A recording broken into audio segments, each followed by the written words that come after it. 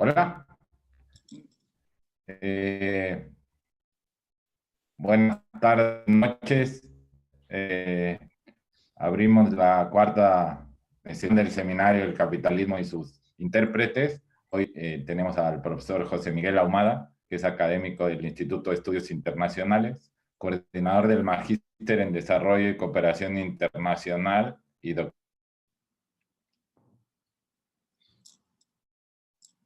Rafa, ya te perdimos.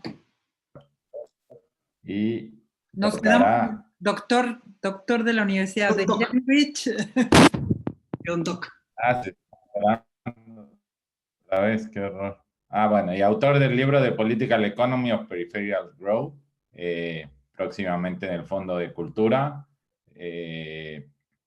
Hoy toca hablar de Thorstein Veblen, este sociólogo y economista americano. No me queda más que agradecerle. Él fue el creador del seminario y justo fue a partir de una charla de Thorstein Veblen que pensamos la posibilidad de hacer este seminario, así que doble agrado que haya llegado el momento. Muchas gracias, José Miguel. Muchas gracias, Rafael, y muchas gracias, Dorotea.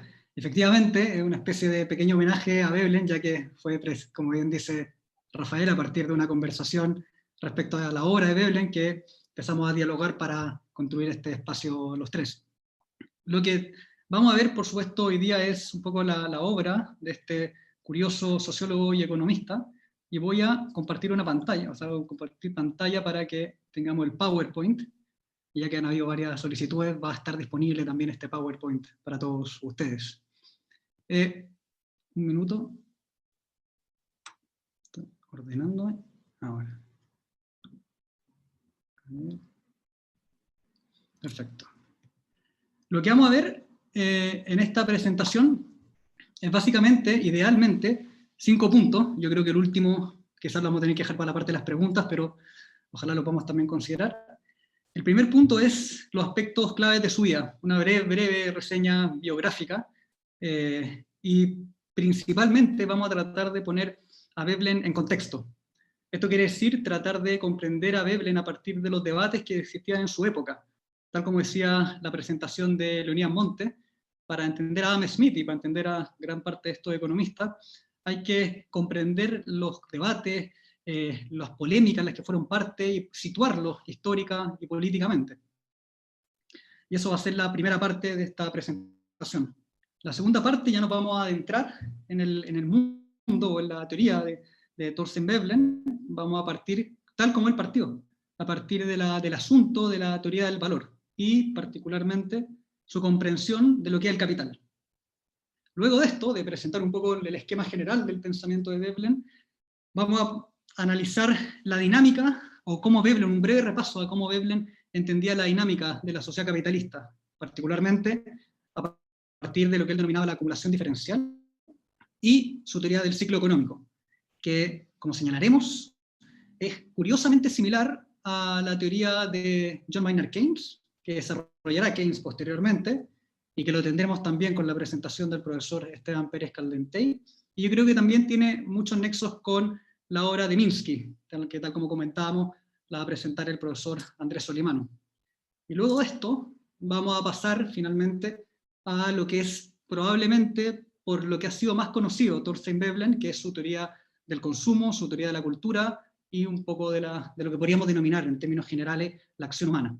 Vamos a ver de que en general creo yo que la teoría tiende a ser relativamente coherente, tiene algunos espacios en los cuales no termina de cuajar, pero en términos generales una teoría bien coherente y comprensiva también. Y en la última parte, si es que nos da el tiempo, podemos conversar respecto a en qué medida las herramientas que provee Veblen nos permiten comprender de mejor forma o desde otra perspectiva el presente que a nosotros nos está tocando vivir, ¿no? ¿De qué sirve leer a Veblen hoy? Así que, dicho esto, pasemos a lo que nos convoca. Respecto al tema de los aspectos claves de su vida y de su contexto, acá les presento a Thorstein Veblen, personaje con un corte de pelo bastante glamuroso, una barba muy pronunciada. Y como saben, Thorstein Veblen, como también se señala ahí, ¿no?, nace en 1857 en la ciudad de Wisconsin, en vísperas de la guerra civil, ¿no? De la guerra de secesión en Estados Unidos, entre 1861 y el término, ¿no? 1865, y murió en 1929, solamente un par de meses antes que se desplegara la famosa crisis de Estados Unidos y todo lo que fue la Gran Depresión, ¿no? Veblen, al igual que su familia, le costó mucho, de hecho, aprender inglés. Veblen era de la primera generación de noruegos en Estados Unidos. Su padre era un campesino, un granjero, la verdad, que se fue a vivir a Estados Unidos en busca de mejores oportunidades, y vivió ahí, digamos, casi en una economía de autosuficiencia. Su padre prácticamente no hablaba inglés. Y una de las cosas que recalca Veblen respecto a su juventud es de que nunca se pudo adaptar su familia a la cultura norteamericana, a los patrones de consumo, ¿cierto?, a la forma de vida norteamericana, lo que lo llevó a tener una mirada muy distante, muy desde afuera, respecto a la evolución de la estructura social en Estados Unidos, y que de acuerdo a él le permitió tener una mirada un poco más crítica del mismo. A los 21 años, Veblen, 1880 estamos hablando, Veblen se gradúa de la educación secundaria, ¿no?, de un colegio, el Carleton College, donde, y esto es un punto importante, le hace clases John Bates Clark. Esto no es una cuestión cualquiera. John Bates Clark, que en ese entonces era un joven economista que se iba a transformar en el más importante economista de Estados Unidos de la época, el que logró traer la escuela neoclásica y marginalista al estudio en Estados Unidos. Fue en gran medida el que trajo este paradigma y lo transformó en la escuela dominante en Estados Unidos, en la especie de Alfred Marshall de aquel país, ¿no? Y mientras le hacía clase John Bates Clark a este joven, este niño, ¿no?, Thorstein Veblen, Bates Clark señalaba que era un niño rebelde, neurótico, insoportable, pero sí era bastante brillante. Y destacaba, para hacer el punto, un artículo que escribió Veblen, muy joven, 15 años alrededor, en el cual Veblen intentaba justificar el canibalismo en las sociedades contemporáneas. Y decía, digamos, una forma para que tuviéramos más comida disponible, ¿no?, en una condición de precariedad que había en gran parte de la población norteamericana, era la defensa del canibalismo. Yo, por desgracia, no he podido leer ese artículo, pero dicen que era bastante bueno. Bueno, no solamente eso, sino como anécdota, John Bates Clark le recomienda que estudie economía a Veblen, y la verdad fue una de las peores apuestas de John Bates Clark, porque este joven, Thorstein Veblen, se iba a transformar en el principal crítico de la obra de John Bates Clark. No solamente eso, sino que el hijo de John Bates Clark, John Mollis Clark, se transforma en un discípulo de Veblen, del principal crítico de su padre. Cría cuervo y te sacarán los ojos, ¿no? Y se transformó en uno de los más importantes divulgadores de la obra de Veblen, este joven hijo de John Bates Clark. Luego, cuando Veblen termina el colegio, se va a estudiar filosofía en la Universidad de Yale, donde se especializa en la obra de Peirce y el pragmatismo. De hecho, Thorstein Veblen luego será muy amigo de John Dewey y toda esa tradición filosófica. Y cuando termina el doctorado en 1884, a la edad de 27 años, se gradúa, y como nos ha pasado a todos los que hemos estudiado y hemos hecho una carrera un poco académica, no encuentra trabajo. Ahora, el problema de Veblen es de que no encontró trabajo durante mucho tiempo, durante 7 años, ¿no? Y lo que decide hacer, después de un par de meses de intentar, entre comillas, encontrar trabajo, se va a la casa de los padres. Y se va durante 7 años. Durante esos 7 años, lo que hace Veblen, y lo cuenta la madre de Veblen y los hermanos, se dedicaba básicamente a leer y a dormir. Durante esos 7 años fueron los mejores años de la vida de Veblen, donde él desarrolló sus principales conceptos, sus principales reflexiones, que posteriormente irá escribiendo y condensándola en sus principales obras. A Veblen le gustaba mucho esa vida, a quien no, y sin embargo, encuentra, digamos, una pareja y se casa después de 7 años, y ahí la esposa y la madre lo obligan a ir a buscar trabajo. Veblen, enojado, sin muchas ganas de encontrar trabajo, decide que, bueno, es hora de salir de la casa de los padres y tener una casa propia con la esposa, etcétera, etcétera. Y ahí, por desgracia, encuentra un trabajo, logra exitosamente encontrar un trabajo en la Universidad de Chicago, donde ahí trabaja durante 14 años. Fue el único empleo estable que tuvo durante toda su vida. Y ahí, al final de este periodo, escribe su obra más importante, que es La teoría de la clase ociosa, de 1899. Después de estos 14 años en la Universidad de Chicago, donde sale peleado con todo el mundo por problemas que no vienen a cuento comentar, empieza a deambular por diferentes universidades, y siempre muy polémico, y siempre con muchos problemas con estudiantes, con profesores, termina saliendo muy rápidamente de esas universidades e inicia un largo peregrinaje en la precariedad material. Sin embargo, durante este periodo de precariedad, Veblen, que va entre, por así decirlo, 1906 hasta el 1926, o sea, 3 años antes de que muera, escribe Veblen sus principales obras, sus principales escritos. Por ejemplo, en 1904 escribe la teoría de la empresa de negocios, Theory of Business Enterprise, donde da cuenta de la teoría del ciclo económico, que vamos a resumir un poco en esta presentación. Luego, en 1914, escribe El instinto del trabajo y el estado de las artes industriales, donde relata lo que para él es la diferencia entre la dinámica productiva y la dinámica comercial, la dinámica pecuniaria, que él comentaría. Y luego, en 1919, escribe un libro, que yo creo que es uno de los más importantes, que es El lugar de la ciencia en la civilización moderna y otros ensayos, que es una recopilación de sus principales artículos, la verdad, yo creo que una buena introducción a su obra. Luego escribe Los intereses creados y el hombre común, que también es un texto bastante cortito, unas 150 páginas más o menos, en el cual también es un buen resumen de su escrito. Y finalmente, su libro Los ingenieros y el sistema de precios, donde él comenta quiénes, de acuerdo a él, podrían ser los sujetos de cambio social, que no es la clase trabajadora, por ejemplo, como decía Marx. Dicho está, breve resumen de sus momentos fundamentales de su vida, ¿cierto? Y su escrito, pasemos a lo más importante, que es el contexto en el cual Veblen desarrolló su obra. Ya llevamos como seminario 3 sesiones, ¿cierto? Esta es la cuarta, ¿no? Y ya podemos sacar ciertas conclusiones, ciertas ideas de cada uno de los personajes que hemos analizado hasta ahora. Sabemos que cuando Adam Smith miraba a Escocia, de mediados del siglo XVIII, veía un mercado que se estaba expandiendo, ¿no? Que ese mercado, a su vez, era una dimensión de la libertad natural, donde hombres y mujeres libres e iguales intercambiaban bienes y servicios en base a contratos libres y voluntarios, cada uno movido por su propio autointerés. A su vez sabemos con Adam Smith que ese mercado estimulaba la producción, la división del trabajo, la especialización y el crecimiento económico moderno.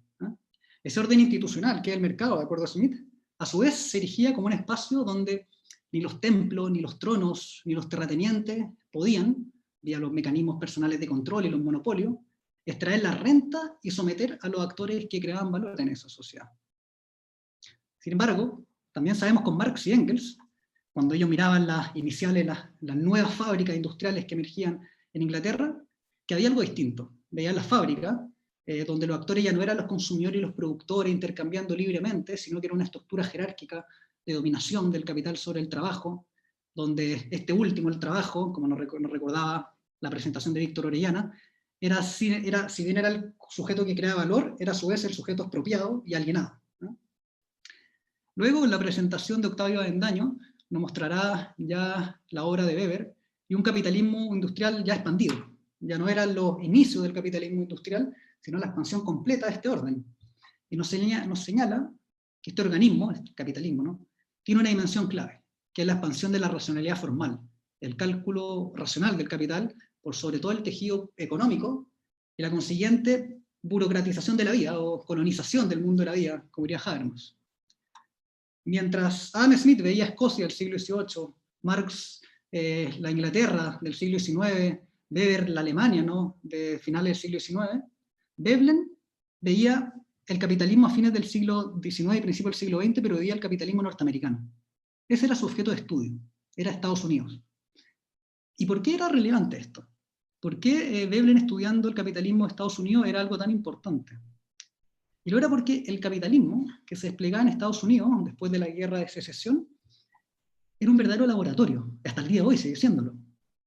No era un capitalismo que tenía que convivir con la aristocracia europea, con la monarquía, con la nobleza terrateniente, con los Junker prusianos, ¿cierto?, gobernando Alemania. Nada de eso existía en las tierras de la libertad de Estados Unidos. Era una sociedad que emergía ausente de todos esos resabios jerárquicos, feudales y precapitalistas. Era el capitalismo en estado puro.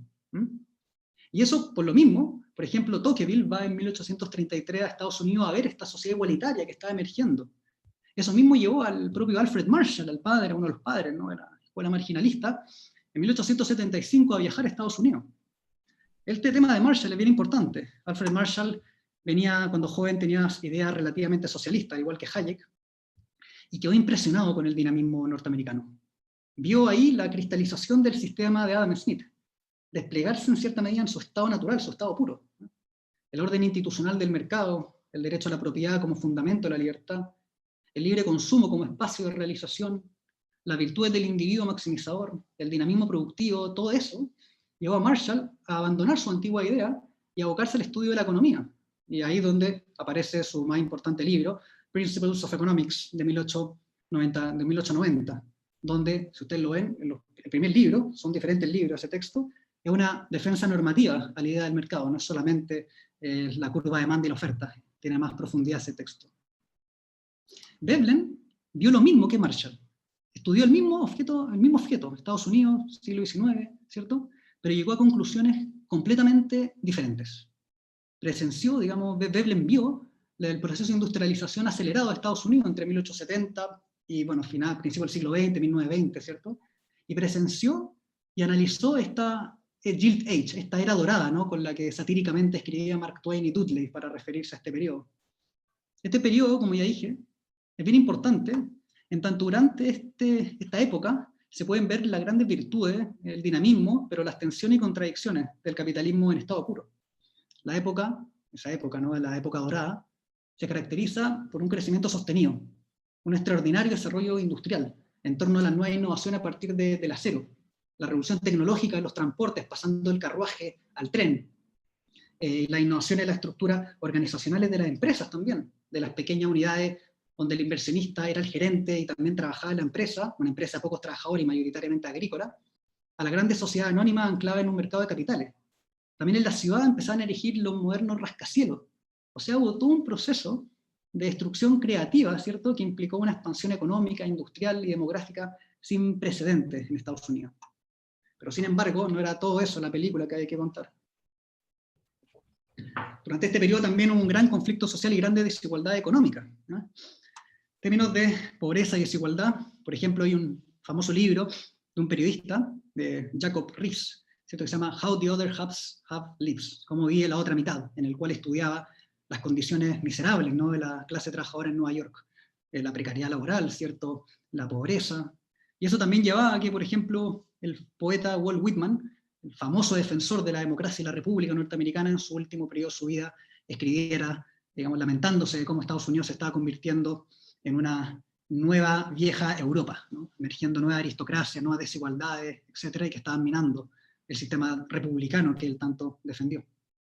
A finales del siglo XIX, el 1% más rico acumulaba alrededor del 50% de la riqueza, mientras que el 44% más pobre, ¿no?, únicamente el 1.2%.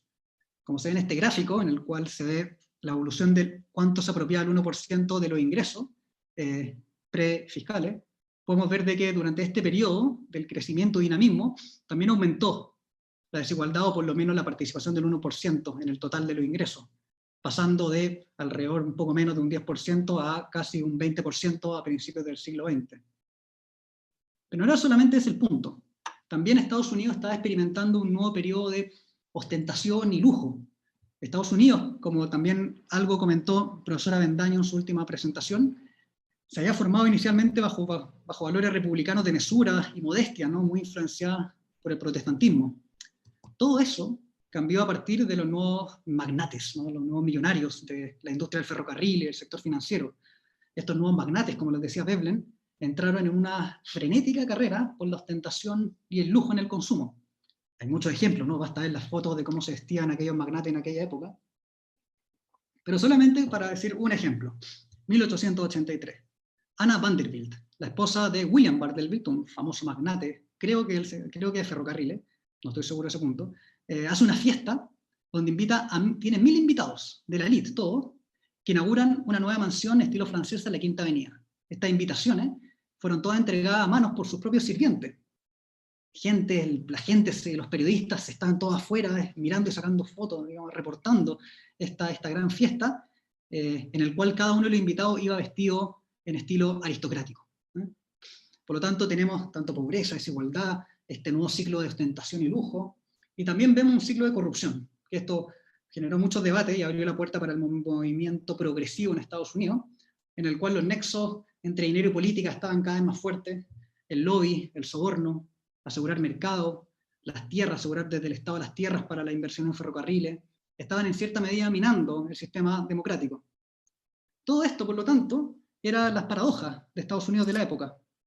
Y se puede cristalizar en esta caricatura, que es de 1882, una caricatura, como dice acá, de la revista alemana Puck, cuyo título era "Que lo tengan todo y que se queden con ello", ¿no?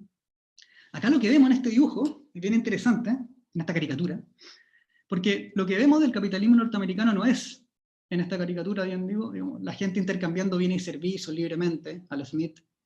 Tampoco vemos la industria, la fábrica, el capital y el trabajo, ¿no? Como uno podría derivar de la obra de Marx. Tampoco vemos una burocratización, ¿no? Como diríamos de la obra de Weber, sino que vemos algo distinto. Vemos a diferentes magnates, empresarios de la época, no innovando, no creando nueva riqueza, sino repartiéndose mercados, ¿ah? La torta estaba dada, y lo que hacían estos actores era repartirse con estos cuchillos diferentes espacios de Estados Unidos. Algunos estaban especulando, como el personaje acá a la derecha abajo, otros estaban mirando, digamos, con envidia ese proceso, con un cuchillo ahí atento a tratar de cortar la parte que le correspondía. Y la industria, el sector productivo, los que crean riqueza, estaban en una posición, como pueden ver en esta caricatura, muy marginal. Los claves, los actores, los protagonistas de este periodo eran estos actores repartiéndose los mercados. Pues bien, esta situación, que era lo que describiría satíricamente Mark Twain, Fitzgerald posteriormente, es lo que Veblen intentara teorizar. O sea, esta es la imagen que yo creo permite explicar qué era lo que intentaba generar Veblen, qué era lo que intentaba explicar, hacia dónde iba su propuesta teórica. ¿Okay? Así que mantengamos en la mente esta caricatura para lo que viene posteriormente. Ahora, una de las preguntas, digamos, que se hacía Veblen era cuál era el discurso, o el orden, o la disciplina que tenía como objetivo explicar esta situación de mercado, repartija de monopolio, ¿cierto?, etc. Y era, por supuesto, la economía dominante en aquella época, ¿no?, la economía marginalista, neoclásica.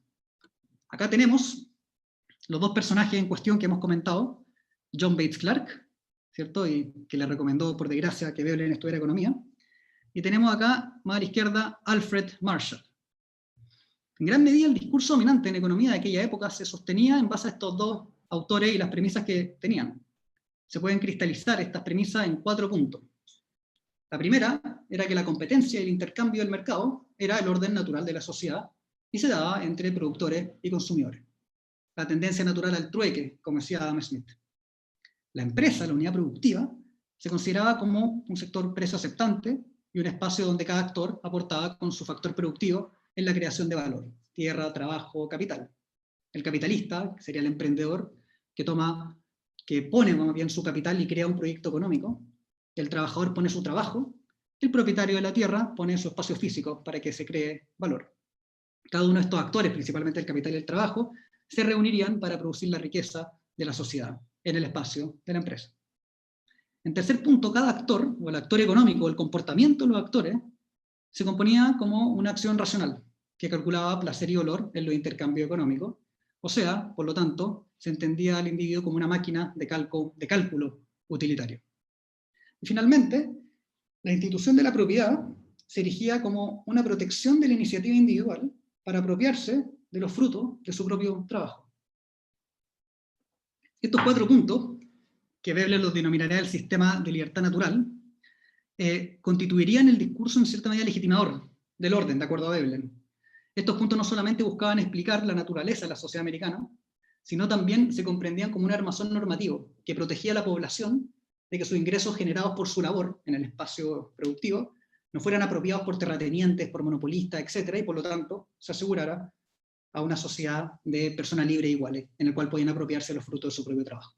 ¿Sí? Este discurso funciona tanto en términos positivos, buscando explicar la realidad, como normativo, de cierta medida justificarla, y protectores, proteger a los productores de estos actores exógenos al mercado. Pues bien, Veblen considera que gran parte de esos elementos tenían serios problemas para explicar la forma en cómo realmente estaba funcionando la sociedad capitalista americana, ¿no? O sea, su capacidad heurística era bastante mínima. Y a su vez, dirá Veblen, ya no podían proteger a la población de los actores rentistas que extraían riqueza. Tampoco cumplía, por lo tanto, una función normativa ni tampoco protectora. Y lo que hará Veblen, por lo tanto, es presentar un análisis alternativo para poder explicar lo que esta escuela, de acuerdo a Veblen, no podía explicar. Dicho esto, pasamos sobre el asunto del valor y el capital. El punto de partida, y esto es un punto bien decisivo, el punto de partida de la obra de Veblen no es el intercambio, no es, insisto, el trueque natural entre individuos, como sostenía Smith, esa tendencia natural al trueque. Tampoco el punto de partida de Veblen era la producción natural, la producción material. Esto es el capital, el trabajo, uno intentando extraer plusvalía, el otro resistiendo, ¿cierto? El fenómeno, el punto de inicio de Veblen es un fenómeno intangible. El punto de arranque de Veblen es el conocimiento. Y es un punto bien interesante, ¿eh? Veblen dirá, como dice acá en esta cita, ni una persona, ni un hogar, ni siquiera una sola línea de ascendencia puede mantener la vida en forma aislada. Económicamente hablando, este es el rasgo característico de la humanidad que la distingue de todos los demás animales. La verdad, esto no es una hipótesis muy radical, ¿no? Digamos, hasta el economista más individualista estará en principio de acuerdo con esto, nadie puede sobrevivir solo. El punto son las consecuencias teóricas de aquello. Esto implica que, para Veblen, el ser humano es un ser social, y sus conocimientos sobre las formas de producir bienes, las formas de alimentarse, ¿cierto? El conocimiento útil, como por ejemplo, no sé, en la sociedad antigua, el uso del fuego, el saber usar el fuego para cocinar, saber usar el fuego, saber hacer fuego, todos esos conocimientos no nos vienen dados instintivamente, sino que por el contrario, ese conocimiento sobre la forma de producción, sobre el uso del fuego, sobre los instrumentos de trabajo, cómo hacerlo, sobre el uso de las cuerdas, no sé, en la sociedad antigua, esos conocimientos son, primero, inherentemente colectivos, que resultan de un flujo de saberes y de experimentación, de ensayo y error, que se traspasa de generación en generación. Aquel conocimiento que todos tenemos y todos hacemos uso, constituye una especie de, como lo diría Veblen, equipo tecnológico intangible común. Una palabra extrañísima. Conocimiento colectivo, pongámoslo, que es propiedad de todos nosotros, como el lenguaje, ¿no? No es que nadie aprenda, no es que nadie nazca y construya un lenguaje, no viene desde afuera, una construcción social. Es un fenómeno colectivo y a su vez se traspasa de generación en generación. Ahora, si este es el punto de partida, si este es el punto de partida del análisis, hay otro paso a seguir, que es, estos conocimientos se condensan en bienes tangibles, en equipos materiales, lo que comúnmente llamamos como bien de capital, lo que Smith entendía como bienes de capital, la tierra, la maquinaria, etc. Todo eso viene de instrumentos de trabajo que utilizamos para la producción. Por lo tanto, lo que es un bien de capital, la tierra, el ganado, la máquina, etc., es, en cierta medida, diría Veblen, en gran medida, un resultado de estos conocimientos colectivos y heredados. Es la materialización de estos conocimientos. Esto implica otro razonamiento. Si los conocimientos se condensan en bienes de capital, la forma de hacer uso de esos conocimientos colectivos es a través de estos bienes. Por ejemplo, si tenemos una sociedad en la cual ya sabemos cómo cosechar, sabemos cómo manejar el ganado, ¿cierto? Necesitamos un espacio dentro del cual podemos aplicar esos conocimientos que tenemos respecto a la naturaleza. Para eso necesitamos una tierra, necesitamos un pedazo de tierra. Ahora, por lo tanto, para poder sacar los frutos de ese conocimiento que tenemos todos nosotros, tenemos que tener un bien tangible que en este caso es la tierra. Sin la tierra no podemos aplicar el conocimiento del ganado, ni las cosechas, ni la siembra. Ese es el punto que está haciendo hasta ahora Veblen. Inicialmente, estos bienes de capital están disponibles para todos los productores. O sea, son conocimientos para mejorar la productividad que están al alcance de todos. Por ejemplo, el saber utilizar el fuego. Digamos, es un bien no exclusivo ni excluyente. Todos lo podemos utilizar. Ahora bien, estos conocimientos, a medida que se hacen más complejos y eficientes, se condensan en bienes de capital más amplios y más complejos también, y que requieren de un esfuerzo crecientemente colectivo para realizarlo. Así, en cierta medida, devienen en recursos escasos. Esto es, ya no están disponibles para todo productor. Por ejemplo, el pedazo de tierra que les comenté, no es que uno pueda tener un pedazo de tierra, eso depende de quién tenga esa tierra.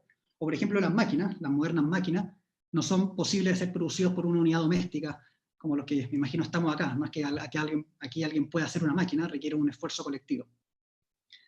Estos factores, ¿cierto?, implica que para desplegar los conocimientos relativos a las mejoras, las siembras, las cosechas, como dije en el ejemplo anterior, se requería mayor espacio de estos bienes tangibles que sería la tierra. Estos factores materiales serían condición necesaria para producir bienes bajo ciertos conocimientos tecnológicos colectivos dados. Y por lo tanto, quienes posean los derechos de propiedad sobre estos factores tendrán una ventaja estratégica en lo relativo al control de esos conocimientos, su forma de producir y los frutos de esos saberes. En pocas palabras, si nosotros queremos hacer uso de esos conocimientos respecto al ganado y la cosecha, tenemos que pedirle permiso al dueño de la tierra a ver si nos deja y nos permite aplicar esos conocimientos en su espacio. Y eso le da al terrateniente una ventaja estratégica sobre el resto de los productores. Para entender este punto, más en profundidad, hay que hacer un breve paso atrás. En la obra de David Ricardo, me imagino que algunos tendrán un poco más claridad al respecto, uno de los puntos fundamentales de su teoría era la teoría de la renta diferencial. Esto implicaba que tierras más fértiles o con menos coste de transporte generaban una renta mayor como resultado de la expansión industrial y la necesidad de nuevas tierras para poder tener más bienes agrícolas para sobrevivir. Por ejemplo, tenemos una ciudad que está creciendo económicamente y que por lo tanto requiere de mayores bienes agrícolas. Comienza a hacer uso, por lo tanto, de las tierras que tiene alrededor de esa ciudad. Tierras que serían, supongamos, más fértiles y a su vez los costos de transporte son bastante pequeños porque en realidad están al lado de la ciudad. Supongamos que esta ciudad comienza a crecer, hay más crecimiento, más dinamismo y por lo tanto los ingresos suben. Esto implica que van a necesitar más bienes agrícolas y lo que implica que van a tener que hacer uso de nuevas tierras, tierras que estén más alejadas y que ya no necesariamente sean tan fértiles. Ahora, cuando se empieza a aumentar esta producción y que se comienza a hacer uso de nuevas tierras más alejadas, menos fértiles, los primeros, los que estaban más cerca de la ciudad y que tenían las tierras más fértiles, pueden aprovechar eso y cobrar una renta diferencial, una renta que esté por sobre el resto de la renta de los terratenientes. Así, por lo tanto, a medida que va creciendo económicamente la ciudad, parte cada vez mayor va siendo apropiada por estos terratenientes que están aledaños, que están alrededor de esta ciudad. Esto uno lo puede ver en la experiencia práctica día a día, ¿no? Digamos, cuando uno tiene un departamento y se instala una línea de metro al lado, bueno, lo que va a hacer es un aumento de la renta de esas tierras, de esos departamentos, esos edificios.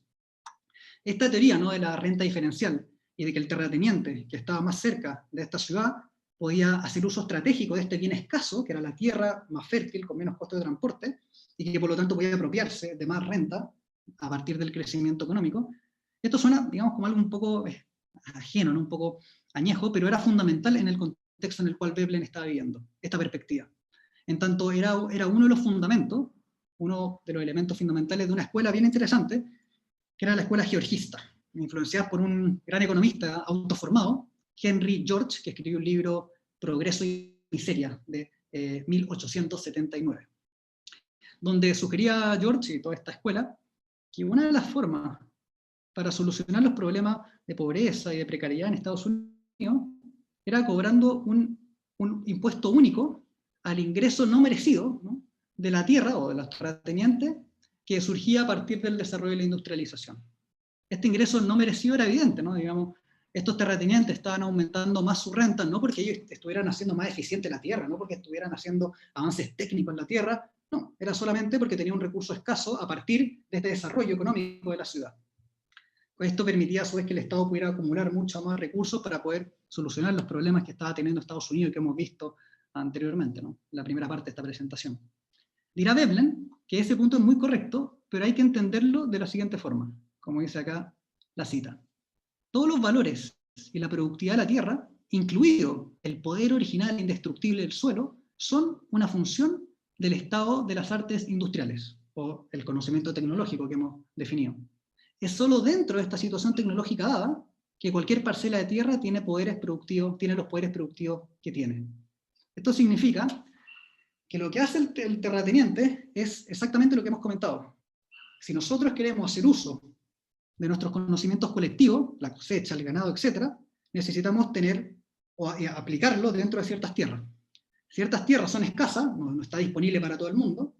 El que posea los derechos de propiedad de esta tierra podrá cobrar una renta para que esos conocimientos colectivos sean aplicados. ¿Okay? Por lo tanto, se apropiará de parte del fruto de esos conocimientos colectivos, producto del control que tiene sobre un recurso escaso como la tierra. La posición estratégica del terrateniente, por lo tanto, que reclama una renta, consiste en su derecho legal a decidir si, cuánto y en qué término los productores pueden aplicar el conocimiento colectivo tecnológico en esa parcela de tierra. Aquel control le brinda una ventaja diferencial, una renta diferencial para estos terratenientes. ¿Okay? Ahora, todo este punto, la verdad, no es tan novedoso. Quizá, bueno, el tema del desarrollo tecnológico creo que es bastante novedoso, pero la acusación que se le hace a los terratenientes no es propiedad de Veblen, evidentemente.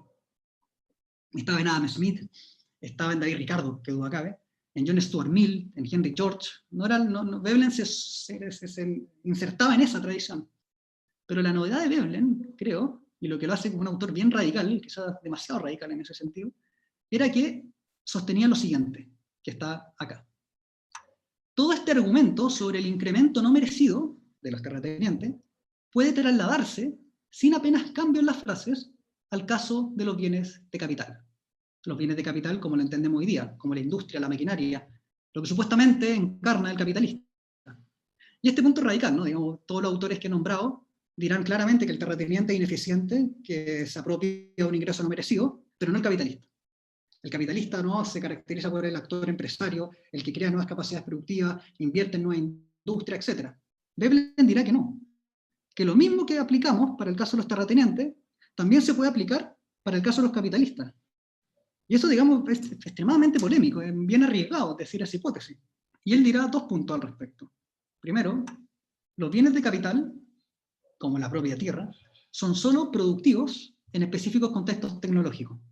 Una maquinaria de hace 50 años hoy día vale 0, porque es un contexto tecnológico más desarrollado. Esas maquinarias solamente existen dentro de ciertas tecnologías colectivas. Pero no solamente eso, sino que, de acuerdo a Veblen, el creador directo de esos bienes de capital, a su vez lo hicieron en función del equipo tecnológico inmaterial heredado, siendo nada más que un destilado de la comunidad y su conocimiento acumulado a lo largo de generaciones. Esto quiere decir, por ejemplo, quizás alguno de ustedes ha leído la obra de los escritos de una economista, Mariana Mazzucato, sus estudiantes de doctorado hicieron una investigación que después apareció en el libro El Estado Empresarial, donde señala cómo, no sé, las tecnologías touch de los celulares fueron financiados inicialmente con recursos públicos y que hicieron uso de conocimientos que ya estaban disponibles y que habían sido financiados públicamente, y que luego los empresarios más bien se apropian de este fruto del conocimiento colectivo. Es un poco en esa línea lo que nos está diciendo Veblen. El capitalismo, por lo tanto, se entenderá como la forma que adquieren los derechos de propiedad en un contexto donde la evolución del conocimiento tecnológico colectivo mutó a depender ya no de la tierra, de las antiguas sociedades, sino mutó a depender de las modernas industrias, de las nuevas tecnologías, de la maquinaria, de la sociedad industrial, que era la que estaba hablando Veblen. Esto es la sociedad donde el control y la propiedad de los modernos equipos industriales, el símil de la tierra, pero para la sociedad actual, le daba a los dueños una ventaja estratégica sobre los activos intangibles de la sociedad, sobre la aplicación del uso tecnológico a específicas situaciones o sectores económicos. En efecto, de hecho, dirá Veblen, al igual que el terrateniente, el capitalista no lo consideraría un actor productivo. De hecho, los saberes, los conocimientos que tiene el capitalista no están enfocados en mejorar las técnicas, la producción, la eficiencia de las máquinas que controla, ¿cierto? Sino que por el contrario está centrado en mejorar las expectativas futuras de ganancia de sus activos. ¿Okay? Es una lógica completamente diferente. La lógica industrial le hace hacer más eficiente la tecnología, mientras que la lógica de los capitalistas, dirá Veblen, está centrada únicamente en el elemento pecuniario, en tratar de aumentar la tasa de ganancia. Son lógicas diferentes que, de acuerdo a Veblen, no tendrían una conexión tan lógica como tradicionalmente hemos entendido. En efecto, quienes sí saben sobre la producción, sobre las mejoras técnicas, sobre cómo hacer más eficientes las tecnologías, son los científicos, los ingenieros, los trabajadores cualificados, toda esa masa social de trabajadores con altos conocimientos, que de hecho será la cristalización de estos conocimientos tecnológicos heredados del pasado y transmitidos de generación en generación. Esto es muy similar a lo que de hecho uno encuentra en Marx. Víctor Orellana había también hablado de este concepto de general intellect, que los marxistas hoy día están tomando mucho. El texto de los Grundrisse, un par de páginas, la verdad, Veblen, o sea, Marx habla de que en la sociedad capitalista más avanzada, el valor será la creación de un conocimiento tecnológico colectivo. Veblen le responderá diciendo, eso siempre ha sido así, ¿no? La sociedad siempre ha sido una sociedad del conocimiento. Nunca esto de que hay una sociedad después de la industrial que es la sociedad del conocimiento, no tiene mucho sentido. Siempre hemos sido una sociedad del conocimiento y siempre ha sido el elemento central. Para ser sincero, muchas de estas ideas de Veblen, respecto al tema colectivo del conocimiento, están desarrolladas por un anarquista, ¿no? Pierre-Joseph Proudhon, que escribe un libro, La conquista del pan, donde comenta muchas de estas ideas que Veblen, por supuesto, no lo cita.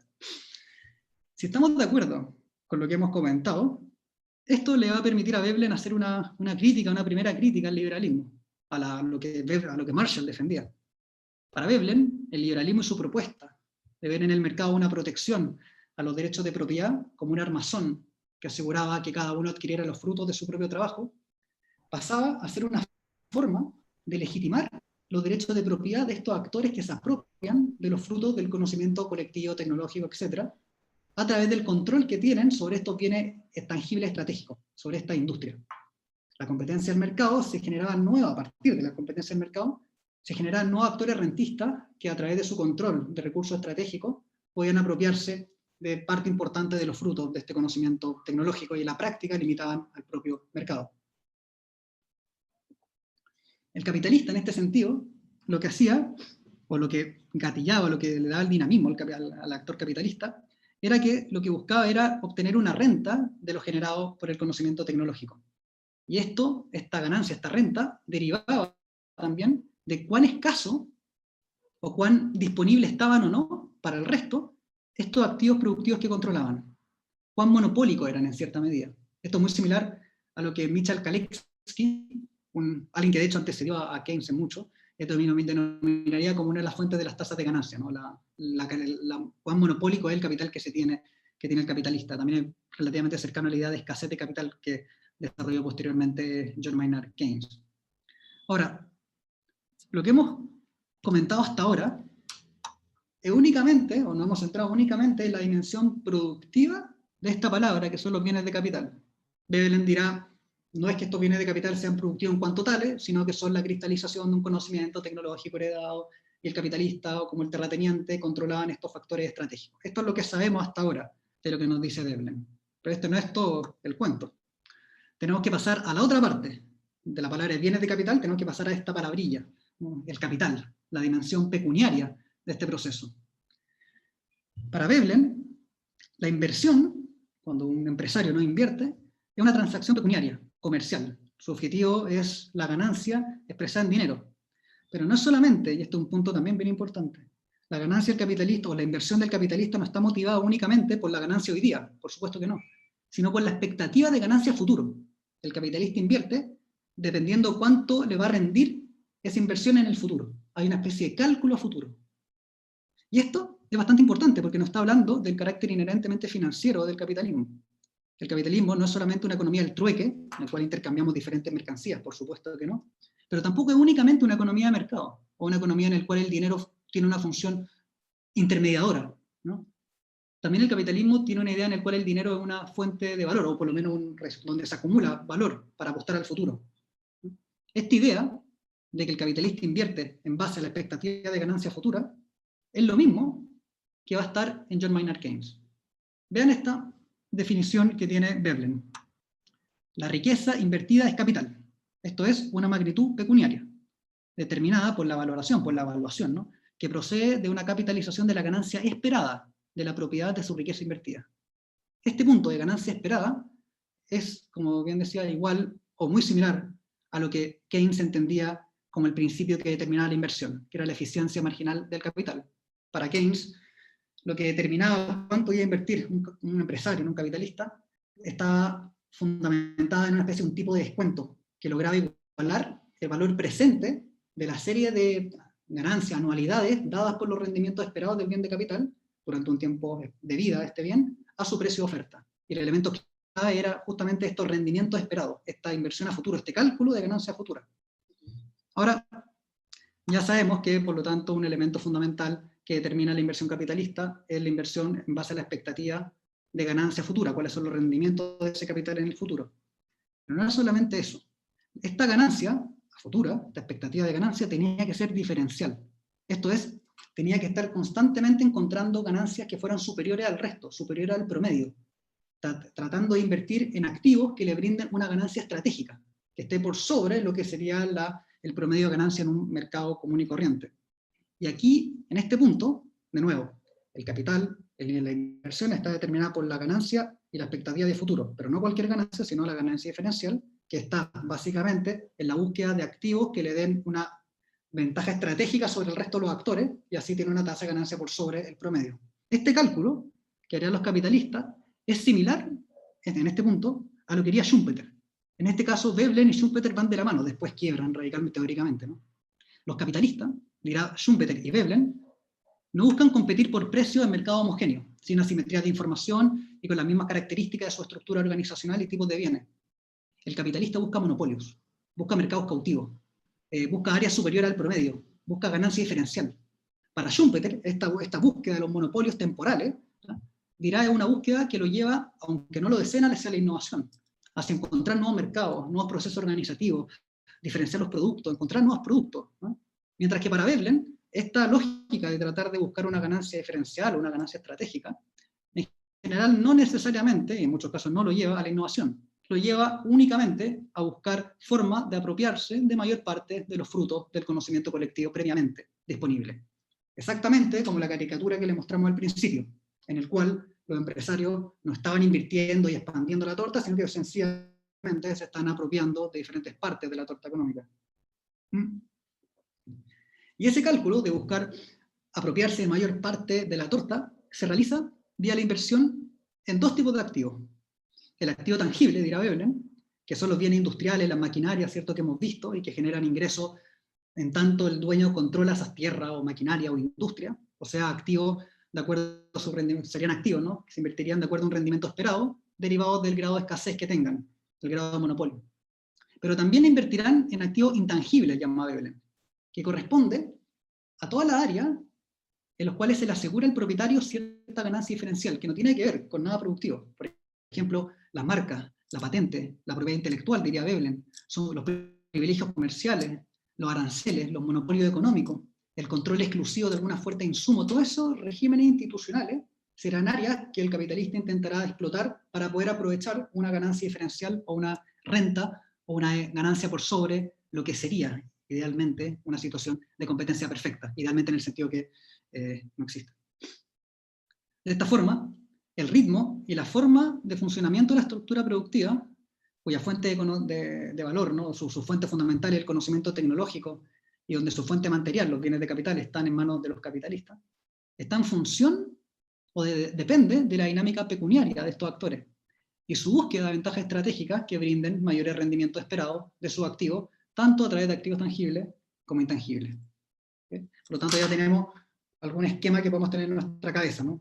El fundamento de la riqueza, los conocimientos tecnológicos heredados, estos se cristalizan en bienes de capital, activos tangibles, y estos están determinados cuando el capitalista invierte para buscar una ganancia esperada diferencial superior, ¿cierto? Y esto se divide en tanto bienes tangibles como intangibles. Esto es lo que traéis, por ejemplo, si a alguno le interesa, en el último libro, ¿no?, de Stiglitz, Capitalismo Progresista, tiene capítulos enteros donde analiza diferentes casos de activos intangibles, dentro de los cuales le da una importancia particular al tema de los derechos de propiedad intelectual. Ahora, aquí no termina todo el asunto de Veblen. Veblen no solamente analizó este punto, sino que, de acuerdo a Veblen, en el periodo que a él le tocó vivir, había una nueva innovación, pero ahora en el plano financiero y empresarial. Ha emergido, dirá Veblen, una nueva, estamos hablando finales del siglo XIX, una nueva capa empresarial de actores cuya fuente de acumulación está en lo que Veblen denominó un tráfico de capital vendible, distinto a la acumulación a partir del control de activos tangibles o intangibles.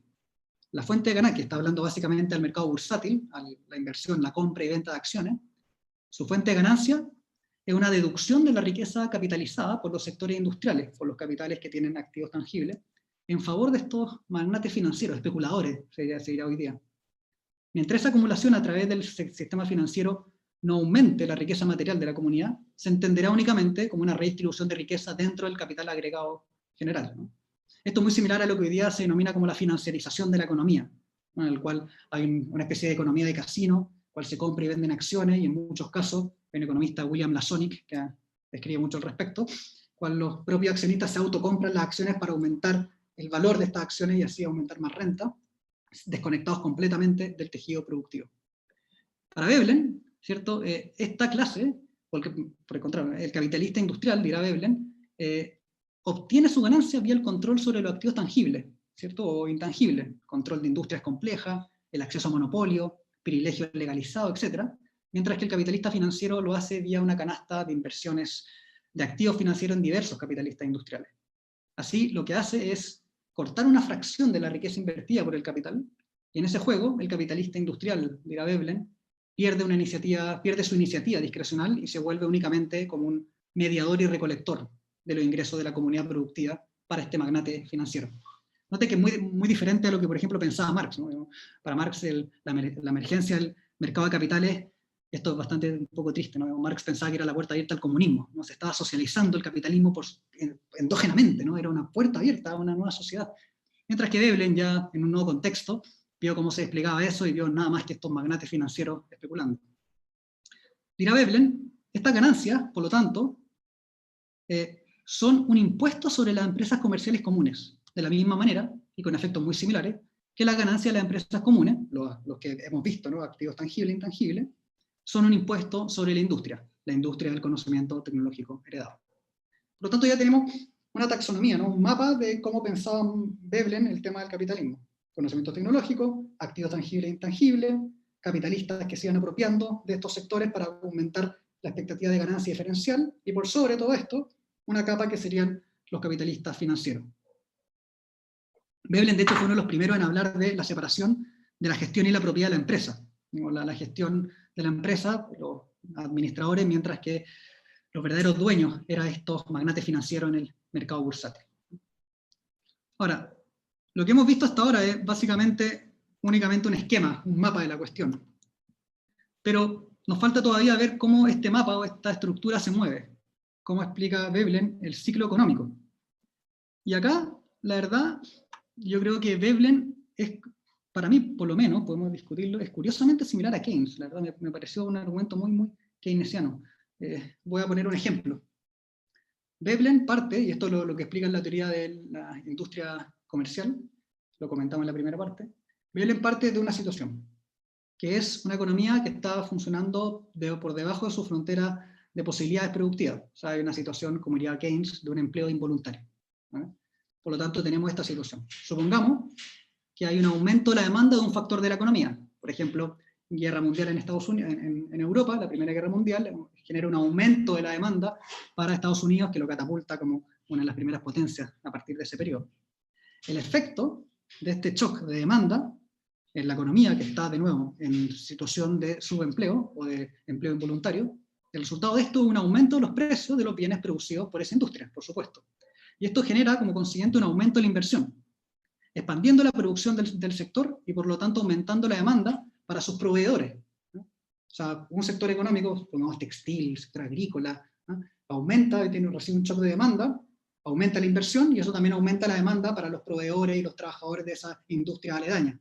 Y eso genera lo que ya Keynes denominaba un efecto multiplicador, que de hecho, solo como paréntesis, John Maurice Clark, el hijo de John Bates Clark, y discípulo de Veblen, fue el primero, de hecho, en referirse a este efecto multiplicador de la economía.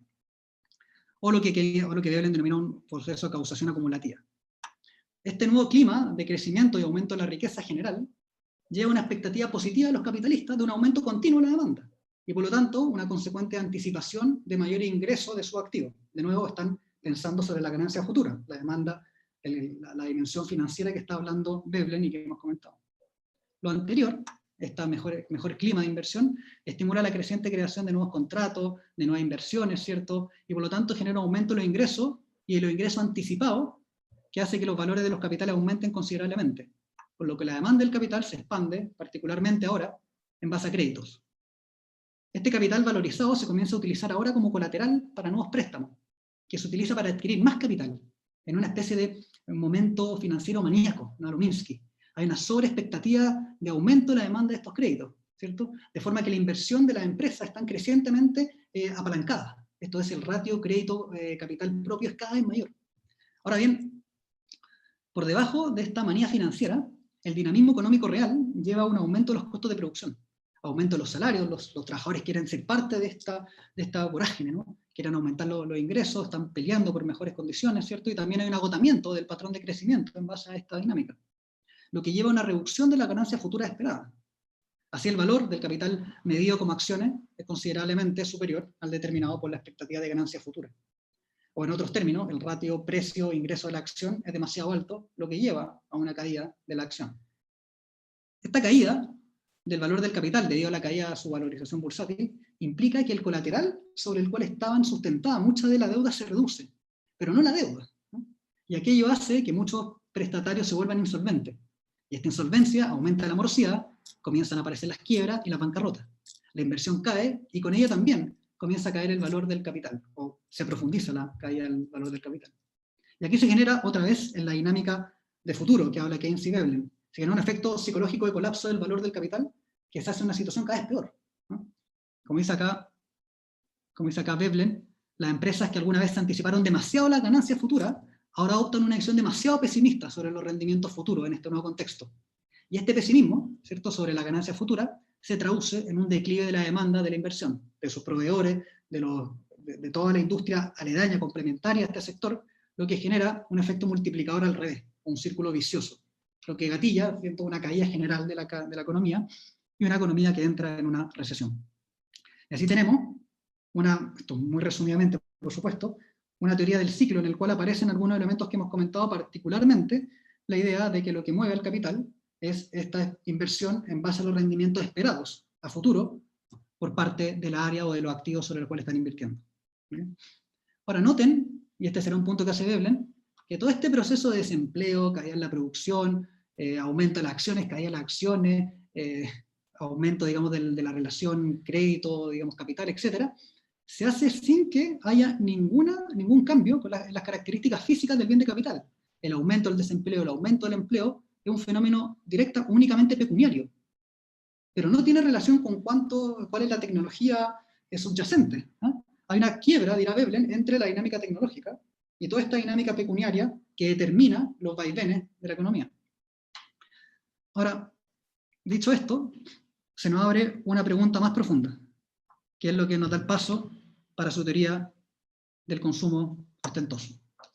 Toda esta vorágine de caídas, de auge, de competencia por ganancia diferencial, etc., nos llama a una pregunta, por lo menos a mí, la verdad, ¿sí?, que es como, ¿por qué el capitalista, o el CEO, como lo quieran denominar, se mantiene de forma permanente en este juego de acumulación indefinida? Mal que mal, ¿no? Digamos, si somos fieles a la economía neoclásica, el trabajo genera una desutilidad, o a su vez el dinero tiene una utilidad marginal decreciente. ¿Por qué a pesar de todo el capitalista continúa en la dinámica de la competencia, trabajando para aumentar su acumulación diferencial? Hay un chiste, digamos, de Mafalda, en el cual el Manolo, digamos, hay un personaje que le gustaba mucho el comercio, se preguntaba de por qué los capitalistas están constantemente invirtiendo y trabajando tanto, y el personaje decía, no, pero es que quieren más, quieren más, quieren más, quieren constantemente más, y se enloquecía diciendo la palabra más, más, más, más. Veblen responde que efectivamente ese es el punto. El sujeto no es solamente un actor que calcula placer y dolor. Esa visión es insuficiente, como se escribía en la primera parte de la presentación. El individuo, todos nosotros, incluido el capitalista, es ante todo un sujeto de instinto y hábito, pero particularmente, una de las fuentes más importantes y que más mueve a la gente es la emulación. La tendencia a compararnos, a copiar y categorizar el desempeño de otros y de nosotros mismos. Sabemos que el resto también hace lo mismo con nosotros, y así todos los que estamos acá, en esta reunión, somos particularmente conscientes del estatus que tenemos. Antes que actores hedonistas y máquinas de placer y dolor, somos buscadores de estatus. Por ejemplo, hoy poseemos mucho más que hace 200 años. La gente de aquella época, hace 200 años, diría que nosotros vivimos en la máxima abundancia, que hemos resuelto todos los problemas de la escasez, que era una de las definiciones de economía, ¿no? Y sin embargo, la gente actual, ¿no?, nosotros deseamos aún más, cada vez más. La pregunta que se hacía Veblen es posible llegar a un nivel donde la demanda se estanque en torno a un determinado nivel de desarrollo económico? La respuesta, que nos dirá Thorstein, es evidentemente no. Parte del consumo que nosotros hacemos diariamente está determinado por nuestras necesidades básicas. Pero la mayor parte de este consumo está dirigido a mantener el estatus, satisfacer las expectativas de otros, de sostener y superar la posición que ocupamos simbólicamente en la estructura social. El infierno son los otros, decía Sartre, ¿no? Exactamente ese punto lo que está intentando decirnos ahora Veblen. Veblen dirá, es necesario, para asegurar su propia paz mental, que un individuo posea bienes similares a los que poseen los grupos con los cuales se compara usualmente. y es extremadamente gratificante el poseer algo más que el resto. Hay otra frase que a mí me parece que es fundamental para entender lo que estamos comentando, es que, dirá Veblen, si, como a veces se supone, el incentivo para la acumulación fuera meramente la de subsistencia y la comodidad física, entonces la necesidad económica agregada de una comunidad podrían satisfacerse en algún momento del avance de la eficiencia industrial, lo que hemos comentado. Pero, dado que la lucha es sustancialmente una carrera por la reputación sobre la base de una comparación odiosa, no es posible aquella definitiva satisfacción. Para Veblen, para el querido Thorstein, ¿no? Eso es porque está en nuestro instinto, ¿no? Es una característica nuestra, la emulación y la comparación de acuerdo a una definición de estatus determinado por el orden institucional de una sociedad. El consumo, la demanda, está determinado institucionalmente, ¿no? Cuando caemos en el estatus, cuando caemos en nuestra posición de estatus, cuando, no sé, un empresario quiebra y tiene que ir a trabajar a empleos que para él no le resulta o para ella no le resulta digno, o sea, un trabajo normal, entra en un periodo de insatisfacción crónica. Pero cuando se vuelve al estatus, cuando se recupera esa posición, se lucha incansablemente por aumentar la brecha entre nosotros, entre los actores y el promedio de los miembros de esa estructura de estatus. En tanto la lucha es por estar por sobre el promedio, tener lo mismo o más que el vecino, esto se transforma en una dinámica sin fin. Lo que era un lujo ayer, tener un celular y que nos permitía distinguirnos sobre el promedio, es hoy un bien común, lo que nos mueve a expandir nuestro consumo a nuevas áreas, hasta que estas pasan a ser estándar, bienes estándares, en un ciclo sin retorno. Y en esa batalla, por mostrar más riqueza y por mostrar poder a través de nuestro consumo, los que están en la punta de la pirámide social, el 1% más rico, son los que mayor estatus poseen y cuyos patrones de consumo determinan al resto de la estructura social.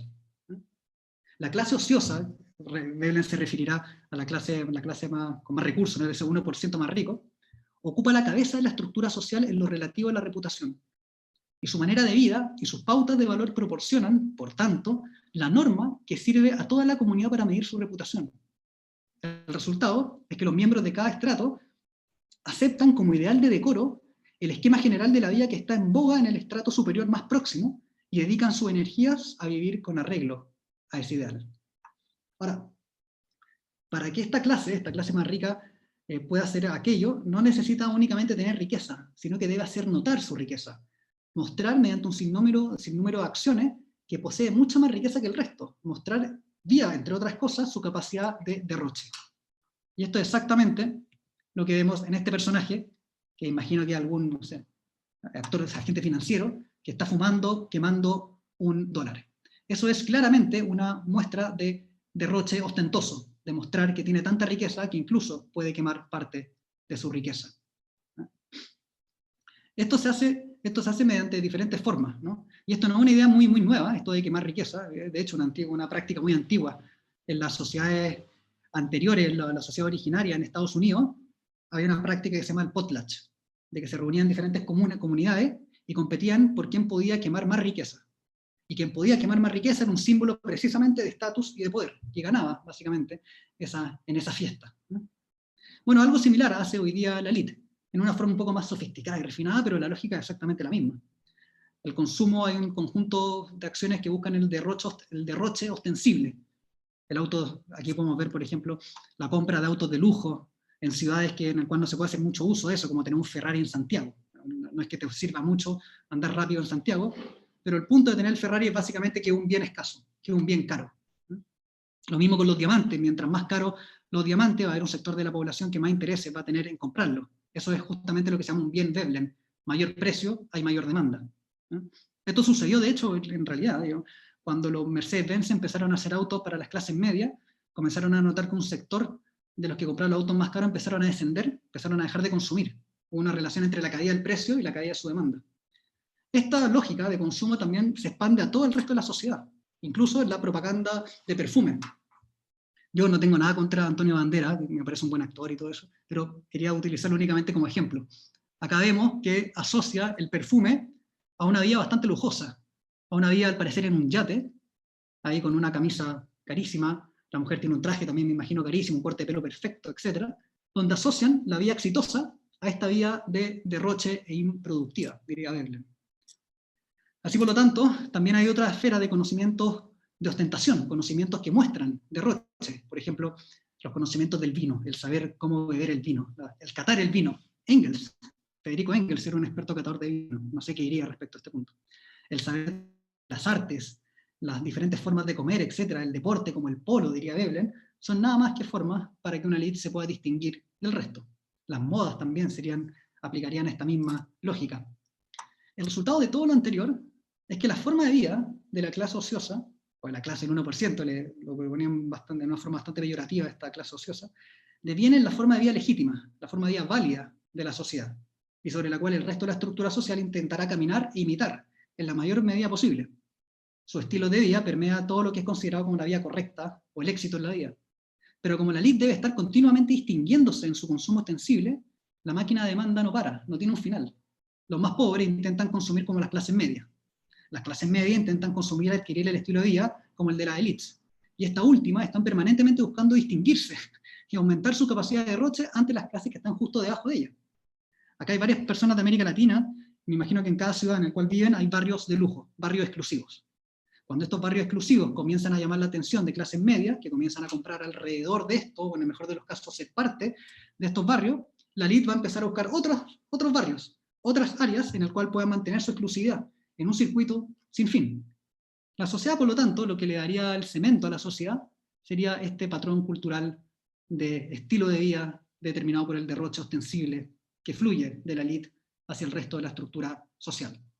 Una conclusión de esto, que también es muy polémica, de Veblen, y que lo diferenciaría, o sería una crítica directa a los marxistas, es de que se preguntará, ¿y quién dijo que la clase trabajadora estaría en contra de este juego? ¿Quién dijo de que la clase trabajadora quiere destruir a la élite, a ese 1%, y no por el contrario, quiere ser como ese 1%, tener su estilo de vida, consumir como ese 1%? No hay actor de cambio en la estructura social, básicamente a excepción de algunos elementos que lo podemos comentar luego, sino que por el contrario hay un orden social y cultural que se reproduce en un circuito sin fin. Eso es lo que quería comentar. Tengo un espacio de ideas de Veblen hoy, pero por temas de tiempo me pasé 10 minutos. Voy a dejarlo acá y lo podemos comentar posteriormente. Eso. Muchas gracias, José Miguel. Han llegado diversas preguntas. Hacemos un formato, te leo algunas y haces una respuesta. Tomas 3 y responde. Bueno, perfecto. Nivaldo Vera dice, ¿consideras que una postura filosófica al amparo de la inexperiencia sobre el manejo de los bienes de capital puede explicar toda una teoría económica y que sea factible al mismo tiempo? Una perspectiva filosófica sobre la teoría del capital. Claro, al amparo, claro. Perfecto.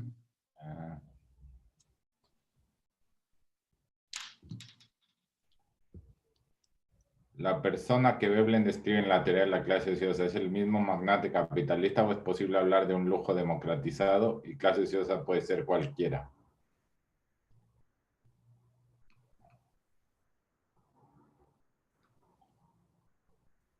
Por último, ¿cuál sería la diferencia entre ideología para Marx y distinción para Veblen? Podríamos hacer un primer corte. Perfecto. Respecto a la teoría filosófica, yo la interpretaría así. En el fondo, toda teoría respecto al capital tiene cierta premisa filosófica. Keynes decía, los hombres prácticos que se consideran exentos de cualquier influencia teórica no son más que presos inconscientes de un economista muerto hace siglos. Yo diría, todos los economistas que dicen que no tienen referencia filosófica no son más que presos inconscientes de un filósofo muerto hace siglos. Toda perspectiva sobre el capital tiene una premisa filosófica. Así, por ejemplo, la teoría del capital, que yo creo que está en gran parte de los manuales neoclásicos, tiene una clara influencia en John Locke. La idea de la propiedad en John Locke, ¿cierto? Que es una forma de proteger los frutos del trabajo de cada uno. Así, es muy importante, digamos, hacer eso. Cada reflexión económica, cada concepto económico se le puede sacar, destilar esa reflexión filosófica. Por lo tanto, toda teoría económica tiene una perspectiva filosófica que es el puntapié inicial con el cual se puede dar los siguientes análisis. Schumpeter era muy claro al respecto. Las premisas, los conceptos premisas que funcionaban en un orden económico eran conceptos filosóficos, ¿cierto? Y a partir de ahí comenzaba la reflexión posterior. En la teoría, digamos, de Veblen, gran parte de su análisis tiene esta visión más colectiva de la producción de conocimiento. El capital sería únicamente una inversión o un uso de estos recursos escasos para poder activar estos conocimientos productivos. Y a su vez, lo que le haría la inestabilidad y el dinamismo al capitalismo sería que los capitalistas invierten en base a esas expectativas de ganancia futura. Eso es lo mismo que está en Keynes, y que yo creo que sí, nos permite por lo menos dar alguna interpretación relativamente sostenible de cómo funcionan las crisis en el capitalismo. No es la única, por supuesto, hay otra, la teoría de la sobreproducción, del subconsumo. Un gran amigo de Veblen, John Hobson, que escribió este libro de Imperialismo, que Lenin no copió, o sea, no copió, tomó mucho de ese libro, tiene una de las teorías del subconsumo que es bastante importante. Entonces, en conclusión, yo creo que sí, que no sé cómo pensar una teoría económica, en este caso respecto a la crisis, como comentaba la pregunta, que no tenga un buen sostén filosófico. Respecto al lujo democratizador, una clase, no sé si cualquiera, lo que está diciendo Veblen es de que los patrones culturales o las formas de consumo que consideramos correctas, y esto puede ser democrático o no, o sea, puede haber un Estado que redistribuya, un Estado socialdemócrata que redistribuya todos los ingresos y que permita que todo el resto pueda empezar a aumentar su vida. Lo que hace o lo que determina cuál es lo correcto, cuál es la forma correcta, sea o no redistribuido el ingreso correctamente, sea o no democratizado los ingresos para el consumo, viene de esta punta de la pirámide social. Podemos estar en una sociedad como la sueca, en la cual hay una gran redistribución después de los impuestos, pero que está dominada por un par de familias, y dirá Veblen, no sé si dirá Veblen, pero se puede derivar, creo yo, legítimamente de la obra de Veblen, de que esos patrones de consumo o de vida están determinados por los patrones culturales de aquella familia. Eso sería una de las propuestas que podría hacer Veblen al respecto. Por lo tanto, una cultura ociosa democratizada podría suceder, un estado de bienestar podría democratizar el derecho al ocio, el derecho al consumo ostentoso, pero irá Veblen, no sé si es la forma, no sé si es lo único que puede hacer un programa progresista, ¿no? Y esto lo hice porque en aquella época, recordemos que a principios del siglo XX comienza el inicio del movimiento progresivo en Estados Unidos, aparece el Partido Populista, a mediados del siglo XIX, pero aparecen otros partidos que eran muy interesantes, de hecho, uno no sabría si son de izquierda o derecha, etc., pero plantean los mejores derechos sociales, la redistribución del ingreso, fueron los fundamentos del programa de Roosevelt, etc., y Veblen probablemente se alejaría de eso y diría, si en el fondo lo que estamos haciendo es redistribuir los ingresos para que el orden cultural de una élite se mantenga igual, no cambie, no hay ninguna transformación cultural en ese tipo de medidas. Y finalmente la distinción entre ideología y la diferencia entre ideología y distinción en Marx y Veblen. Recuerda que para Marx la ideología es un velo que oculta la forma en cómo funciona el capital, funciona como un velo, algo que nos impide ver la realidad, ¿no? Mientras que para Veblen no hay nada de irrealidad acá. El consumo, la ostentación es algo que funciona en la práctica, que incluso crea demanda, crea mucha demanda, ¿no? Mientras que para Marx la ideología es un velo, esto es la realidad misma.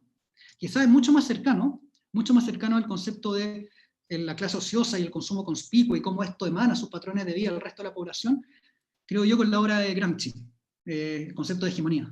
Recordemos que para Gramsci la hegemonía lo define, creo que exactamente, el conjunto de acciones tanto prácticas como teóricas a través de los cuales la clase dominante no solamente justifica su dominio, sino que obtiene el consenso activo de los gobernados. No es solamente, por lo tanto, un elemento teórico que yo convenzo racionalmente al resto de la población de que si les reducimos los impuestos a los más ricos vamos a crecer. Es una forma de cultura en la cual la clase subalterna, por así decirlo, adopta formalmente, adopta espontáneamente las formas de vida de la clase dominante. Entonces ahí yo creo que vía el consumo es otra forma de ejercer hegemonía. Asociaría el concepto de distinción de Veblen con el concepto de hegemonía de Gramsci, más que con el concepto de ideología de Marx. Eso. Vamos, aquí te voy a dar otra que a lo mejor se asocia con la anterior, que es ¿qué relación hay entre el pensamiento de Veblen y la teoría social de Pierre Bourdieu?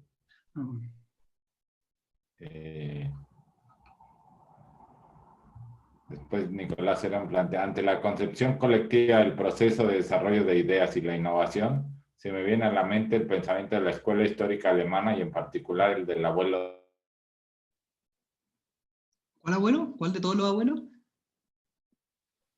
No, se nos cayó. También hay muchas, José Miguel, pidiendo que expongas el punto 5 que dejaste, un poco la vigencia de Veblen hoy día. Así Perfecto. que, Tengo dos, entonces tengo el punto 5 y el de Bourdieu y Veblen. Nicolás, ¿nos podrías poner, por favor, el abuelo? ¿Nos podrías ¿Quién es poner el abuelo? el abuelo en el chat? ¿Schmoller? Ah, Friedrich List. Gracias. Un gran personaje, Friedrich List. Bueno, respecto a Bourdieu y Veblen, qué duda cabe que hay una similitud muy importante entre Bourdieu y Veblen. Yo nunca, no he visto que Bourdieu haya citado alguna vez a Veblen, siendo que sus teorías son radicalmente similares. La idea de este consumo indefinido, la idea de que la élite busca distinguirse vía un consumo exclusivo, es tanto bourdiana como vebleniana, solo que Veblen, humildemente, la desarrolló casi, no sé, varias décadas antes que Bourdieu. Y es curioso que Bourdieu nunca lo haya citado. No lo culpo, Veblen tampoco citó a Proudhon, Schumpeter nunca citó a Sombart con muchos de los conceptos, y así seguía en la academia, al parecer. Respecto al tema de los conocimientos colectivos y la obra de Friedrich List. Friedrich List, el famoso economista, que viajó a Estados Unidos también, no lo comenté, pero viajó a Estados Unidos y abordó mucho las teorías de Hamilton y toda la idea del proteccionismo norteamericano, que la vamos a ver cuando veamos a Jung Chang. Friedrich List comentaba, y es verdad lo que dice la pregunta, creía de que las sociedades tenían tres tipos de capital. El capital material, que son los bienes de capital, como lo entendía Smith, los capitales naturales, los recursos naturales que tiene una sociedad, y lo que él llamaba los capitales mentales, el capital mental.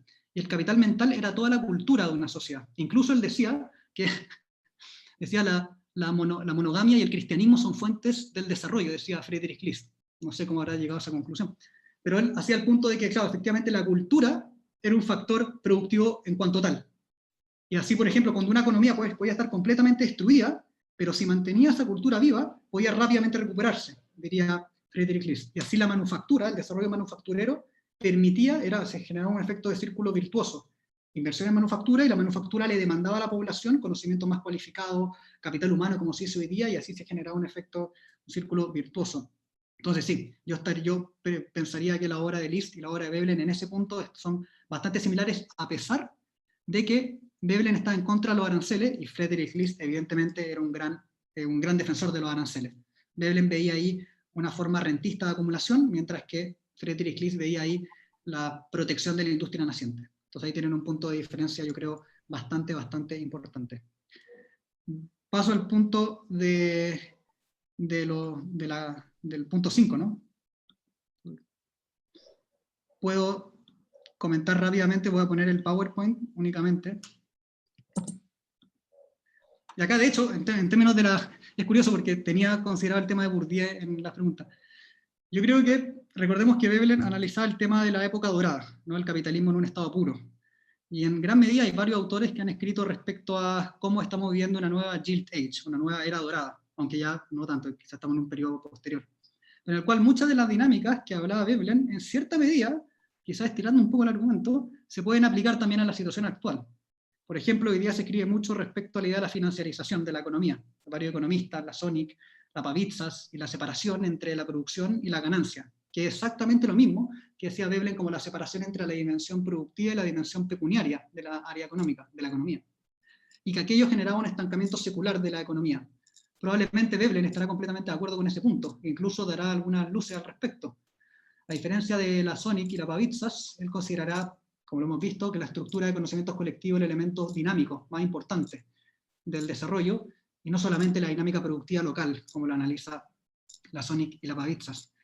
No solamente eso, sino que hoy día, bueno, no hoy día, ¿no? Hay una famosa teoría, la nueva teoría del crecimiento, en el cual le pone mucho énfasis al conocimiento como el factor determinante del despliegue de las naciones en el largo plazo, que es curiosamente similar a lo que plantea Veblen también. También la idea de que el valor la fuente del valor está en el conocimiento colectivo y no en la creatividad individual, algo que se ha hecho muy famosa Mariana Mazzucato en hacer ese punto, y creo que lo desarrolla teóricamente muy bien también Thorstein Veblen. Entonces, el consumo, la búsqueda de estatus, como hemos comentado, también la idea de que los capitalistas van a estar constantemente buscando asegurar nichos de ganancia, y con eso incluso pueden llegar al Estado para asegurarles mercados cautivos, etc. Es algo que también hoy día se discute mucho en la literatura y que implicaría una tensión con el sistema republicano o la democracia, como dice la obra de Wolfgang Strick. Entonces yo creo que muchos de los puntos que hoy día se está discutiendo, creo que la obra de Veblen tiene bastante que decir. En el área del desarrollo económico, en la literatura del desarrollo económico, la idea que el conocimiento, el fundamento del desarrollo en el largo plazo es una idea inherentemente vebleniana y que hoy día también está teniendo mucho valor. Último punto, la idea que la sociedad actual se está constituyendo como una sociedad rentista, que es lo que hace Piketty y Stiglitz, a través de las empresas que buscan aprovechar su poder de mercado, el aumento de la propiedad intelectual a lo largo del tiempo, particularmente con los tratados de libre comercio y la OMC, que generarían fuentes rentistas de acumulación, es algo que está claramente dentro del horizonte de la teoría vebleniana. Entonces, en ese sentido, creo que sigue siendo bastante vigente en varios puntos. Eso. Hacemos última ronda. Ok.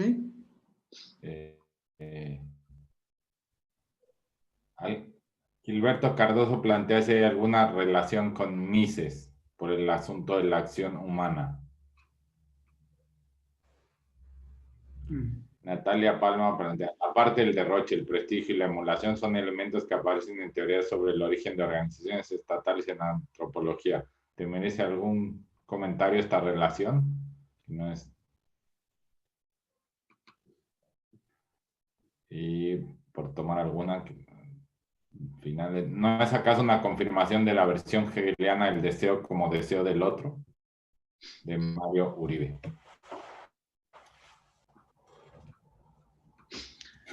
Respecto a la teoría austriaca, yo creo que la teoría austriaca tiene muchos puntos que son muy interesantes, la verdad. Yo creo que ambos, lo austriaco y Veblen, estarían en contra de la escuela marginalista, evidentemente, la escuela neoclásica.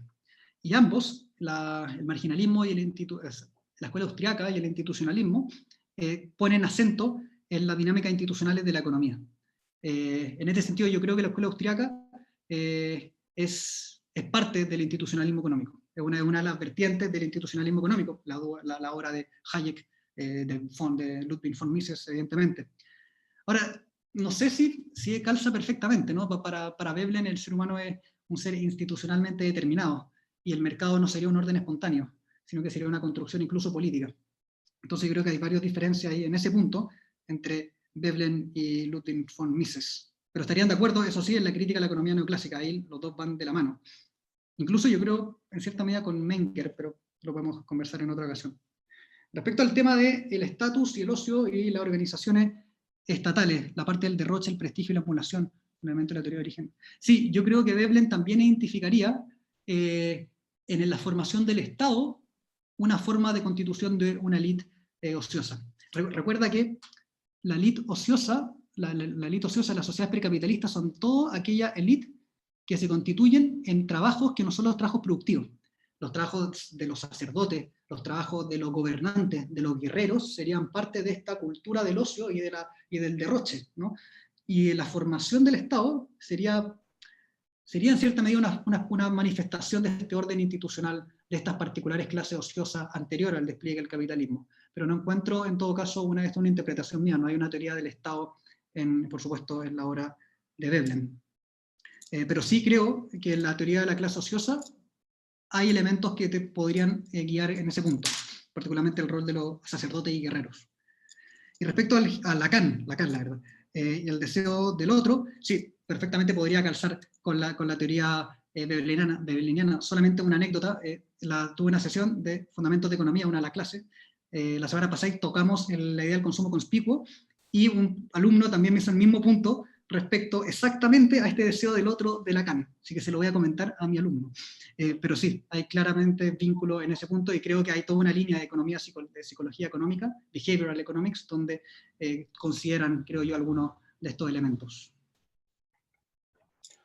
Muchas gracias, José Miguel. Pues cerramos. Igual le vamos a pasar, bueno, él es el coordinador del seminario, así que le vamos a pasar las preguntas que falten y nos vemos la próxima semana, el lunes. Perfecto. Gracias. Muchas gracias y lo esperamos el próximo lunes entonces. Muchas gracias. Nos vemos.